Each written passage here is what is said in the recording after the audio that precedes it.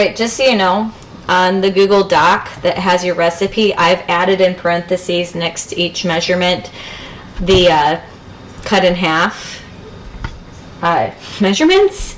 I know obviously you guys can do your own math, but I thought, oh, I'll do it for you, whatever, just in case you want to make a single serving recipe like me, which I'm only using 1 apple. So tunnel method, so we don't have our fruit rolling away from us, becoming dangerous. I wanted to show you the way Mrs. Abner cuts hers. I can still show you, it's just going to be a little bit different. So she is fantastic in the sense that she cores her apple as she cuts it. Obviously I cut right through it, so I'm going to try to cut on either side of the core here. So I'm very carefully going to, well, plant my tip of my knife and use my claw method. Cut right next to the core. See? Then I'm going to take this and I'm going to cut right next to the core on this side. So you can do this while the apple's whole, but if you're not proficient with your knife skills, go ahead and cut it in half and do it like this. Even though I did this on accident, it turned out to be a good thing. Then we can obviously see the core now. So tunnel method, cut on the other side of your core. There you go. We've cored this part of the apple. Now, if you want to leave the core in, like the PowerPoint or the Google Slides presentation shows, you may, because you're going to grind this up. But if you want to eat the byproduct, which is the applesauce, then you might want to stay away from leaving the core so it tastes better. There we go. The apple's cored. You can even shave a little bit more off of this if you want to.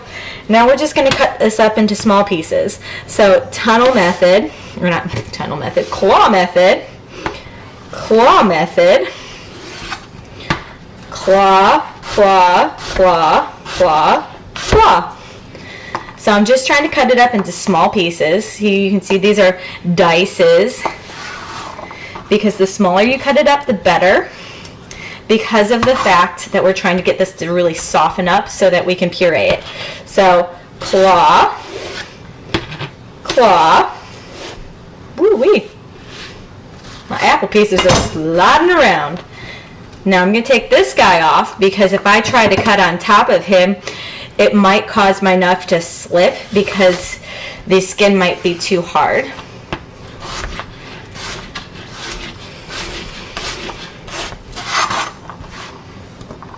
So now I can take this, now that I have a nice flat surface, it doesn't have another apple underneath it for it to slip and slide against.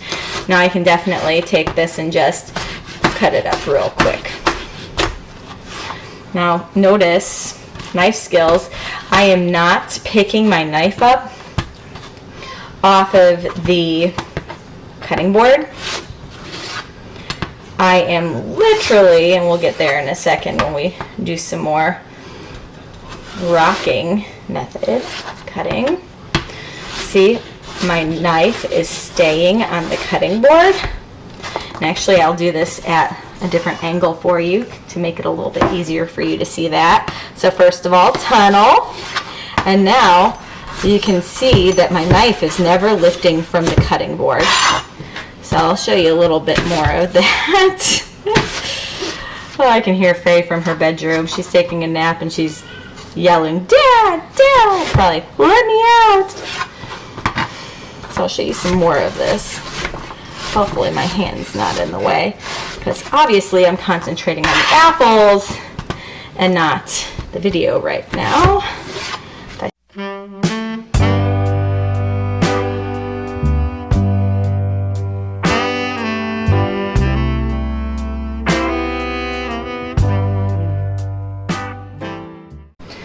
I'm going to show you a few ways to measure water.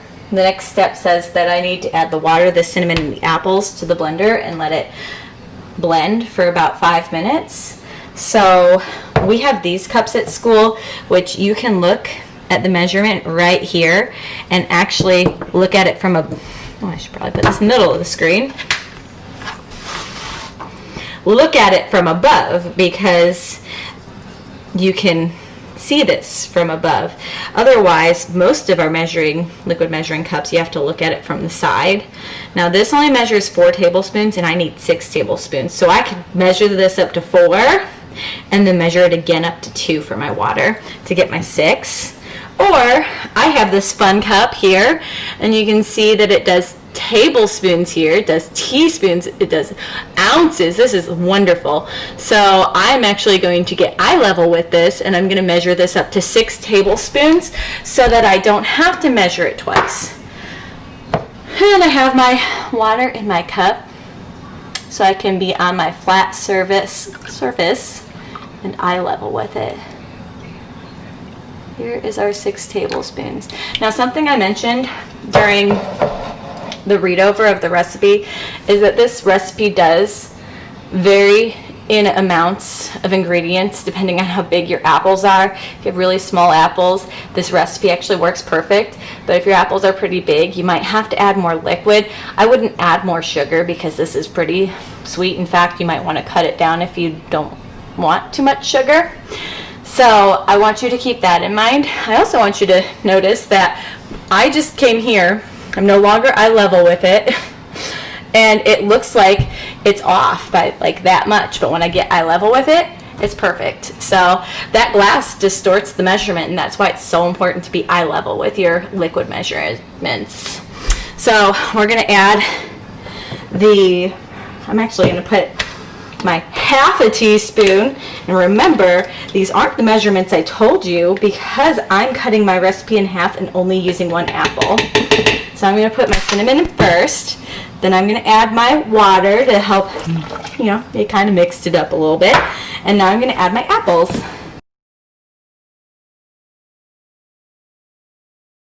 Notice I have a paper towel down on the counter.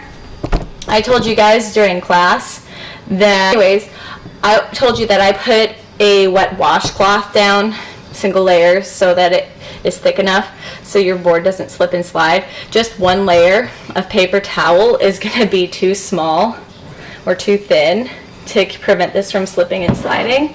So take a look. I have 4 layers that I folded together to get this thick enough. So you can use paper towel, you just have to make sure it's thick enough, otherwise it will not prevent it from slipping and sliding. And the best way to test that is to put it on your paper towel and go like this and see if it's slipping and sliding. So, great. Alright, those of you who know anything about blending at all, you know that if you don't have enough liquid, it's not going to blend it. So, like I told you before, if your apple is really big, you're going to have to add some extra water. So I'm not going to go crazy adding extra water. I'm simply going to add enough to just cover.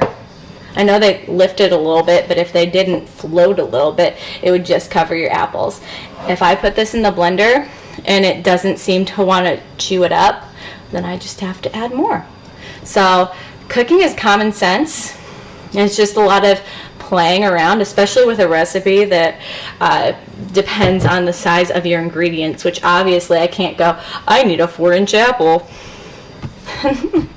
Alright, so this is my magic bullet. I don't actually have a blender at home. I use the magic bullet for everything, but pretty much everything I make is single serving, so I don't need a blender at home right now. When Faye and Faye Jr. get older, I will probably need a blender. Not to mention the fact that the blender that I do have actually lives at the school right now because ours broke, and I thought, whatever, I'll just bring my blender to school. So there we go. So I'm going to blend this up until it's pureed. Shake this a little bit to get the cinnamon all mixed in real good.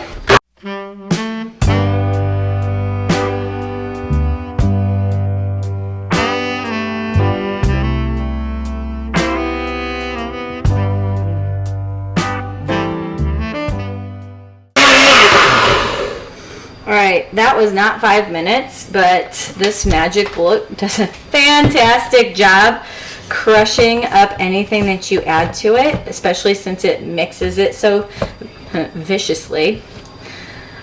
This is ready. So use your common sense. When it seems like it is like pure liquid, it's ready. So it doesn't need to take 5 minutes. Now, our blenders at the school are kind of slow. They're not the greatest. We don't have fancy blenders, so it's going to take a little bit longer. So keep that in mind. You might have better equipment at home.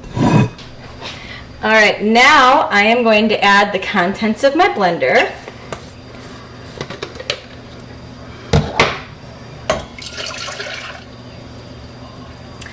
I'm going to take my 3/4 cup of sugar or water, and I'm going to add it to this cup, or the magic bullet. And I'm going to just whoop doop doop doop doop, like so. That way I get all the good stuff. So I didn't change the measurement for the second measurement. I mean, obviously it's cut in half, but I didn't change the measurement to add more liquid to it because my apples are big, because I already did that. Now I'm going to add my 1/4 cup of sugar, which again, this is the cut down version. You can take this recipe, you can double it, you can cut it, you can do it exactly the way it's written. Not a big deal. So I'm going to turn my stove on. Now at school, because we have electric burners, the only way your burner is going to allow this to come to a boil is if you were to turn it on high. When you work with gas, you just need to turn it on to whatever the size of the pan is. So right now, I don't know if you can see this, that flame is bigger than my pan. So I had to reduce this down to what looks like a medium low to get it the size of my small pan that I'm using. So I can mix. I can already tell that this is so finely chopped by the magic bullet that when I go to strain this, I'm really not going to have anything left in the strainer. Like usually we have what looks like apple sauce left in the strainer. Not this time. I really don't think I'm going to have anything at all, which is wonderful. Maybe we should get magic bullets for the high school, except for the fact that, you know, there's such a small single serving that it really wouldn't make sense because you work in groups of 2 and 3.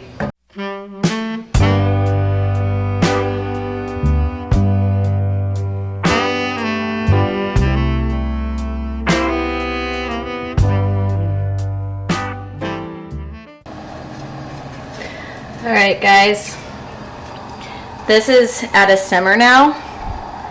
You can see that it's bubbling along the sides of the pan, and it's just barely breaking the surface throughout the apple cider. I'm actually going to turn this off right now because I feel like I'm going to change the instructions on the recipe. I feel like doing a simmer is better than a boil. Like I said before, the longer it cooks, the more apple flavor is infused. And if you had all day to make this, let it simmer for a while because, well, the liquid will evaporate out of it a little bit and just allow it to really take on that apple flavor. You don't want it, obviously, to evaporate too much because the whole point is to drink apple cider, which is a liquid. Keep that in mind. Okay, so those of you who might not have a magic bullet or a blender at home, but you want to make this recipe, we learned about the burr mixer when we talked about kitchen equipment, small appliances. So this thing right here, see that? That is a blade, and this is technically a miniature blender. So what I would do is I would take all of my ingredients for the entire recipe and stick them in a pot. Your apples, you want to chop them up real small with your chef's knife. Stick everything in here, turn it on, let it just simmer for a long time to get those apples to really soften up. Then you take this and you stick it into the pot while obviously it's blending and turned on, and you can really blend up those apples. And then I'd let it cook a little bit longer after the cider, or well, the apples are all pureed. That's an option. I would not use a food processor because the liquid would be too much for it and it'd end up leaking all over the counter. So these are some of your options if you want to make apple cider, but you don't have the right equipment. It happens.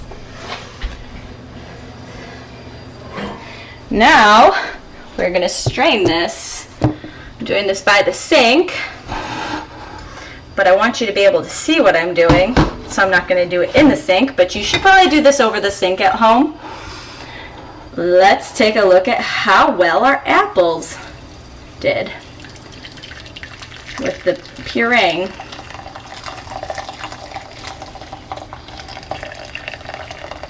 We're catching our small particles. If you're thinking about your equipment definitions, look at that. There's barely any in here. Now, granted, these holes are pretty big. They're not very fine. Cheesecloth would be better, but this is a pretty, well, it's pretty good. I didn't have to worry about having applesauce. So, the other thing I want you to keep in mind, let's say that you do have a lot of applesauce in that strainer and you think that by using the wooden spoon in the strainer to stir it to help get that liquid to go down too is a good idea. It's not, because what happens is you're using the wooden spoon to push the apple particles or the applesauce into the pitcher that you're pouring this into. So then you have a thick apple cider and you'll be going, Miss Bland, you told me this wouldn't be thick if I strained it. Common sense again tells you that you don't want to push the applesauce through the holes into your apple cider. Just some tips from years of making apple cider. So I am going to taste test this for you. I chose to pour this into something that had a spout so I could pour it easily into my cup, but knowing that these liquid measuring cups don't always have the greatest pour, like they want to spill, I'm gonna definitely do this over the sink. And of course I chose my favorite cup. Look how cute Faye is.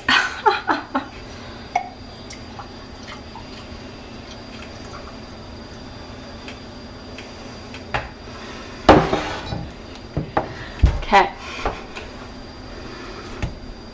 This is the first day of fall, guys.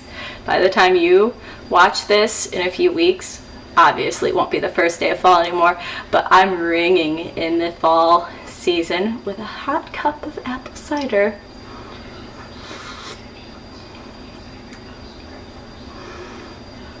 I wish you guys could be drinking this right now. It's amazing. I do have to say, this is a recipe that students tell me that they make when they have bonfires with their friends and with their family members. This is something you can stick in a crock pot at Thanksgiving and just have it on warm, and everybody can drink apple cider around Thanksgiving. So, ideas. But yes, lots of people tell me that they make this over and over and over again at home because it's so delicious. And to my knowledge, or at least when I was trying to create this recipe 12 years ago, holy cow, I'm old, guys, apple cider recipes didn't exist. So I haven't looked one up recently. Maybe by now, with our technology being better, we probably have some apple cider recipes now, but this is the first, so enjoy.